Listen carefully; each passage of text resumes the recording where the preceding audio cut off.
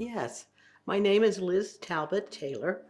I'm Craig Taylor's wife, and I was born and raised actually in Pocatello, Idaho, a pretty small town, and in a family that didn't have a lot.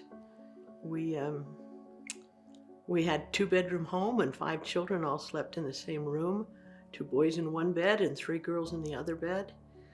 But we made do, and it was a home with lots of love and lots of happiness and fun.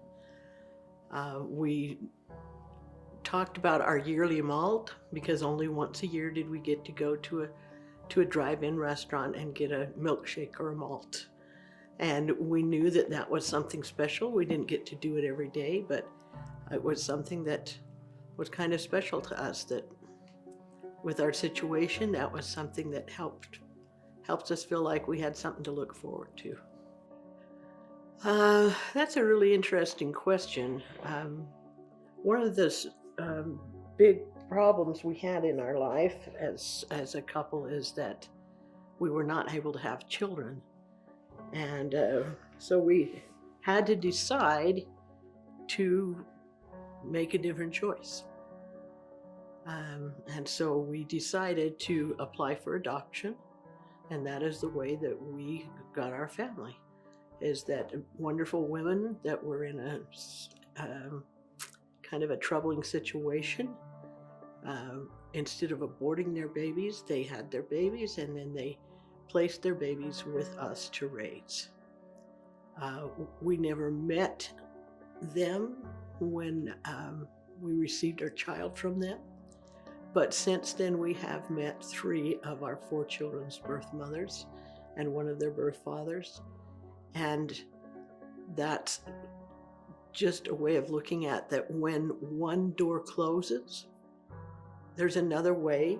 So we had to take a different way to have a family.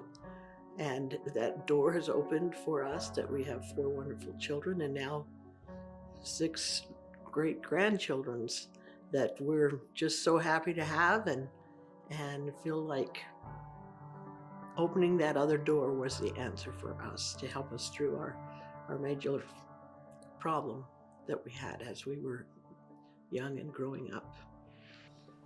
I don't think I've ever really gotten to the point where I wanted to give up with something, but I've gotten to the point where things were really, really difficult.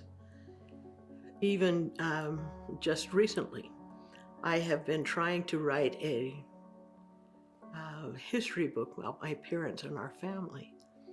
And literally this started like 40 years ago when we tape recorded my parents at like this, asking them questions. And so then from there, it's been a process of organizing photos and recognizing who's in the photos. It's been transcribing what our parents said and putting it into written form. My sister and I worked on this quite a bit together, and we've had a great time doing this. But about 8 years ago, she got dementia. So then it fell on me to be the one to finish the project. And at that time, I was still teaching school and still had kids here at home, and it was just kind of tough to try and get enough time to do what needed to be done to finish the book. And this past February, my sister passed away. And I'd been working on it quite a bit for the last 2 years, but that was just the time when I decided I have to get this done now. I've got a brother that's 83 years old, and who knows how long he'll last, and I think this is important for him as well as for me, that the book gets finished and he's able to read it and see the photos and the things that have been put in there. So I really buckled down, and I was at my computer the last 4 or 5 months. I was at my computer about 10 or 12 hours a day, trying to find all the mistakes, correct the mistakes, and then finally send it to the printing company, and then there were still more mistakes that had to be fixed. And then they made a draft of it, so they gave me a copy of all of the pages, and I had to go through them and still found more mistakes. So, it's been quite a process. But just this week, we were able to say it was done enough, and it has been sent to print, and I will have 27 books that will be printed. That's enough for my brothers and sisters and the grandchildren and of my parents, and an uncle and a couple of cousins that would like a copy of the book. So yes, I have never been to where I wanted to give up, but I've been to where it was extremely hard to keep going because it was very difficult. And the way you get through it is you stop, you say, why am I doing this? Who am I doing it for? And you think about your original idea of why you wanted to do it, and you think, I can do this. I can do this. It's hard right now, but I just have to work a little harder. And that's one of the biggest keys in life, is to say, I can do it. Then you say, I just have to work a little harder, and then you do it. And you will find yourself that you will reach the potential you have by completing that task, and that increases your potential for the next task that comes along. Who or what inspires me? Well, both of my parents were hard workers, and both of them had to work. My mother had to work most of the time when we were growing up because there was not enough money just from my dad's paycheck to support us. But in the process of that, all 5 of us children have a college education. And some were able to help a lot with theirs, and some were not able to help a lot with theirs financially. But because our parents were willing to work and help us, then it became a reality.